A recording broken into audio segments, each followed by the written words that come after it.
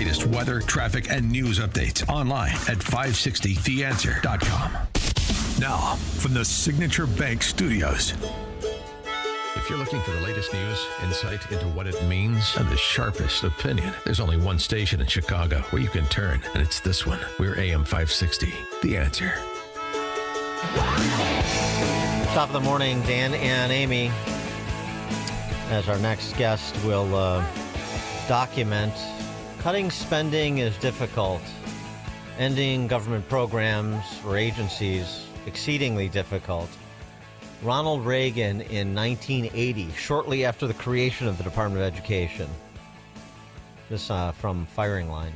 I propose, and would have already started, if your hypothesis is correct, a planned and orderly transfer back to the states and local communities of functions the federal government has usurped and which it has proven it is incapable of operating. And one of the first of those would be welfare.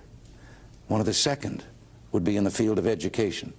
I would like to dissolve the $10 billion National Department of Education created by President Carter and turn schools back to the local school districts where we built the greatest public school system the world has ever seen. I think I can make a case that the decline in the quality of public education began when federal aid became federal interference. Wow. Well, the $10 billion, boy, those were the days, huh? heady days when it was only $10 billion. It's north of $100 billion now. But Trump is attempting to do exactly what Ronald Reagan wanted to do shortly after the agency was created. Exceedingly difficult. Even the Doge work, too. Doge just discovered another $4.3 billion of COVID-era funds that remain unused and mostly dormant.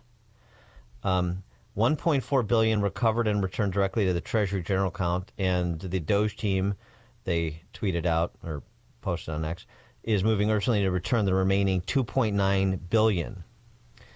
This had been pointed out, this $4.3 billion just sitting around, had been pointed out in a 2023 Inspector General report, but nobody did anything about it until now. You know, $4 billion here and $4 billion there. Pretty soon you get to $1 trillion, their $1 trillion goal. One other thing that was interesting, a piece by a Washington lawyer named Chris Horner about what Trump can do even as federal district court judges move to block his efforts to freeze grants that have been awarded. Horner writes that agencies publish forecasts online as the first step in the grant-making process, setting forth the kinds of awards they might make available, in what amounts and for what priorities. Agencies then post grants and invite applications. Specifics are up to the executive so long as they fit within the statutory and spending language. So what Trump could do, for example, with the Inflation Reduction Act, is just redefine some of the specifics. For example, writes Horner, progressives read the Inflation Reduction Act appropriations for grants as an opportunity for activist boondoggles. But a conservative agency head could take language emphasizing things like resiliency, quote, and reliability, quote, unquote, particularly in energy systems, as an invitation to fund fossil fuel use to promote a society resilient to natural disasters. The administration can further refine the existing binary forecasts or even terminate outstanding forecasts and replace them with its own. Grants to study the weaponization of government, for instance, would more closely adhere to language about the promotion of democracy globally in the Foreign Assistance Act of 1961. And current appropriation bill funding, its implementation than waste from USAID, for example.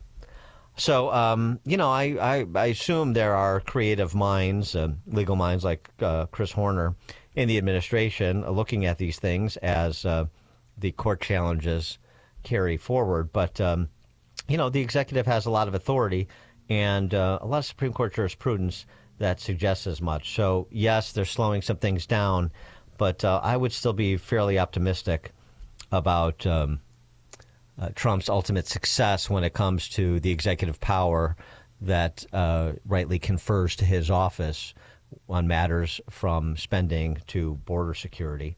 For more on the topic, we're pleased to be joined by Amity Shlaes, board chair of the Calvin Coolidge Presidential Foundation, winner of the Hayek Prize and best-selling author of The Forgotten Man, A New History of the Great Depression, as well as Great Society, A New History. Amity, thanks for joining us again. Appreciate it. I'm glad to be with you this morning. How about that walk down memory lane with Ronald Reagan and the Department of Education? And here we are 45 years later at the place he wanted to be in 1980. Yeah, I think it might be $200 billion, Dan. It's even bigger. Oh, DOE, $200 billion, yeah, probably. Oh, dear. Yeah, no, it's nice to hear it. One good thing about Reagan is he explained why he was doing what he was doing. But the explanation still holds.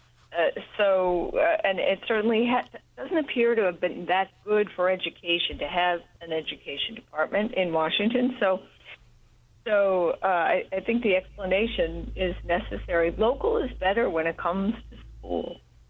We all know this. We all experience it. We all observe it. And when money comes from far away, it's usually not so perfectly directed.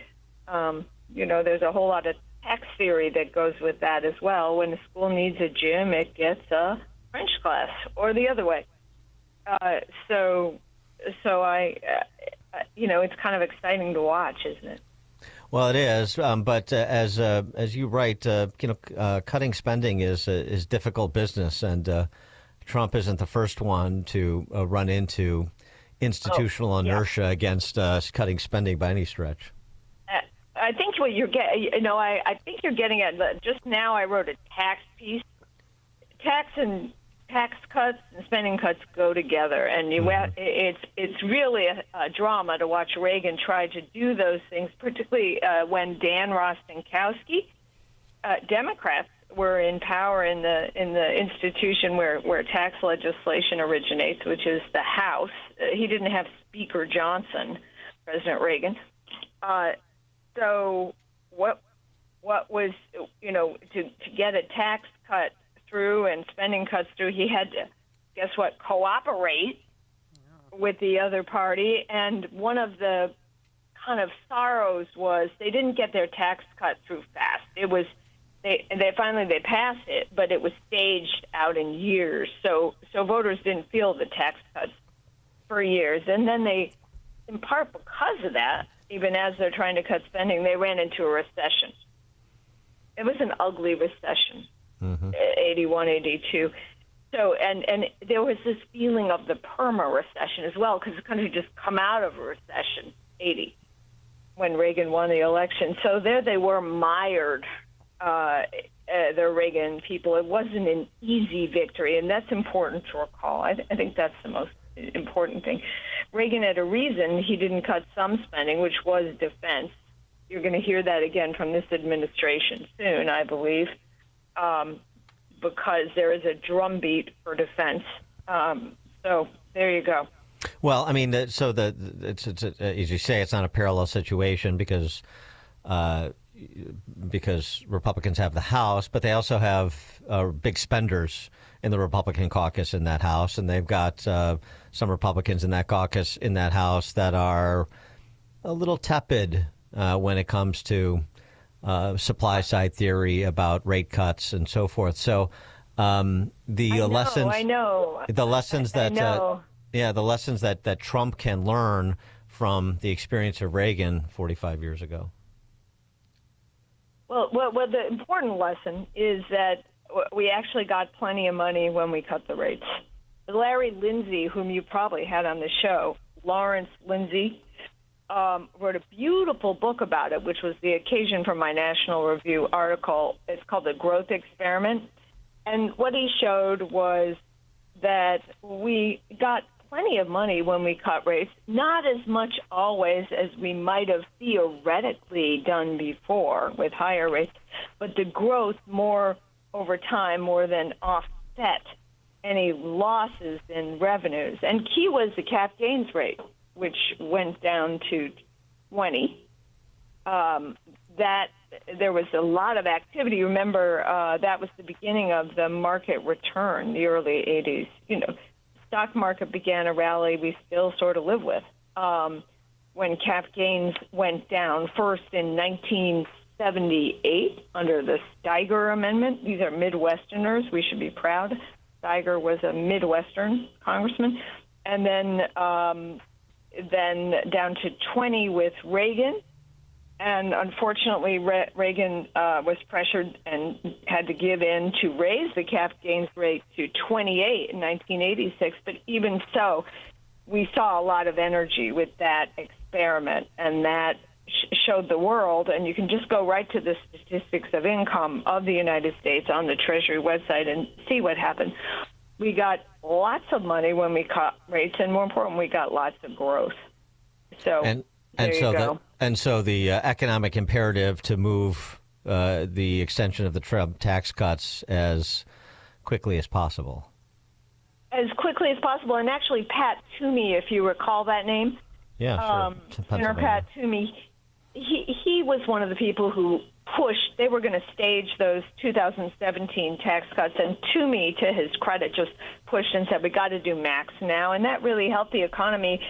I mean, when you think about COVID, why wasn't that period the long recession, the way the period after the 2008 financial crisis was the forever recession or the forever anemic growth?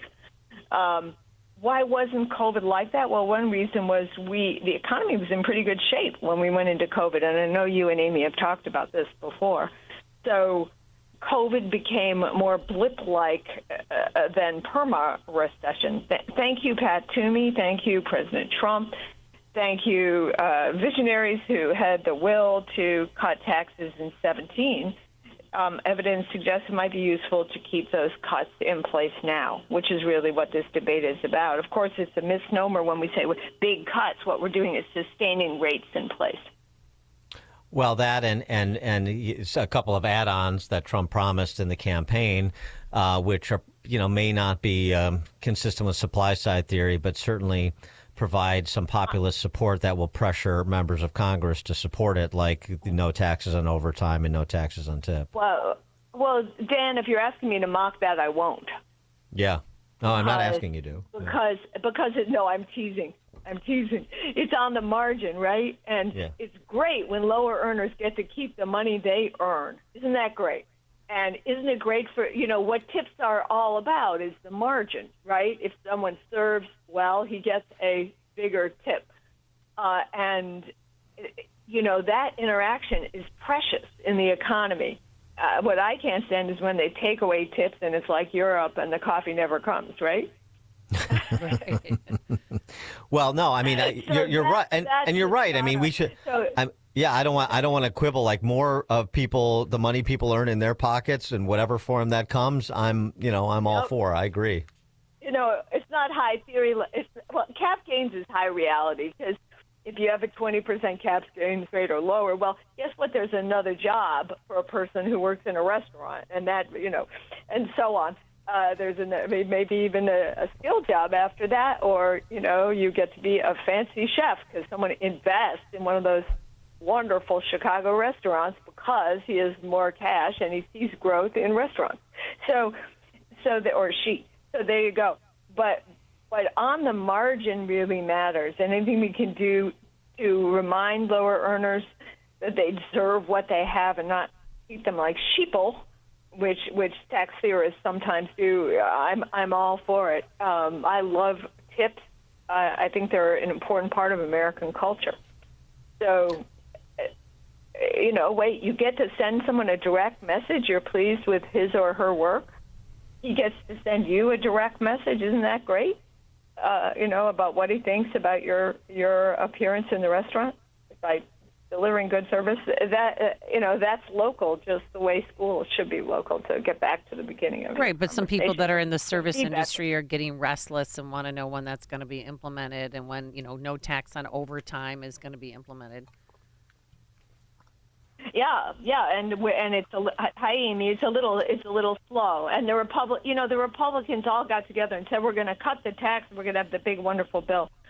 But you can see them struggling. And I posted a sad picture, a painting from the Athenaeum in Boston of how we all felt when we learned that the top rates might not be preserved quite the way everyone had thought now that the Republicans are struggling so much. I hope they stick to it and preserve the top rate cuts or the low top rates and soldier on.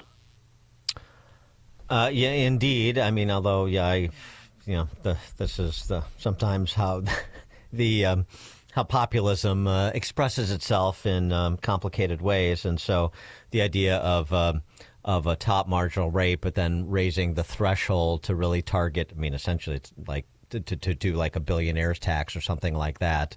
Right. It may be required to sell the thing. I guess it's hard to exactly have a handle on who the problem children are in the House Republican caucus, or in the Senate caucus for that matter. But this thing needs to get moved post haste, and I think it seems to me Trump understands that. We don't want to go ad hominem. They just haven't thought it through. And there's a kind of feedback loop where some lawmakers get a lot of feedback from voters because they've trained the voters not to think. I posted a nice quote from Herbert Spencer, a taboo philosopher, on Twitter, where he said, if you let people be fools, they become fools. People are actually pretty clever. They know what they're doing.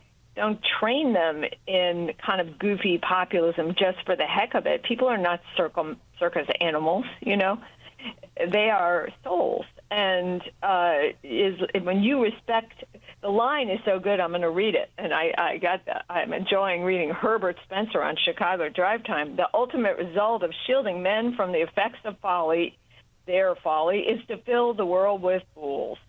There's that dynamics too, and people aren't naturally fools. So let's not shield them from the effects of their folly, right? Right. Maybe? Well, it's susceptible to class envy politics, which is some of the class envy. Yeah, some of the most mindless politics. But this is obviously the left's messaging in the direction of Trump and Musk in part right now, and so. Yeah, it'll be interesting to see if they can withstand the propaganda of the left when it comes to this extension of tax cuts, in addition of some new ones as well. Amity Shlaes, board chair of the Calvin Coolidge Presidential Foundation, winner of the Hayek Prize, and best-selling author of both The Forgotten Man, A New History of the Great Depression, as well as Great Society, A New History. Amity, thank you as always. Appreciate it. Oh, thank you. Can I say a Coolidge quote? Don't expect to help the weak by pulling down the strong. Calvin Coolidge. Amen. Silent Cal. Better when he wasn't silent, actually. Yeah. Better. Yes. Thank you. Thanks, Amity. Thank you. And she joined us on our turnkey.pro answer line. This is Chicago's Morning Answer. Your show keeps me alive during the week. There's nobody I'd rather listen to between 5 and 9 in the morning than you guys. On AM 560, The Answer. Spring, a time to get outside, be active, play with the grandkids.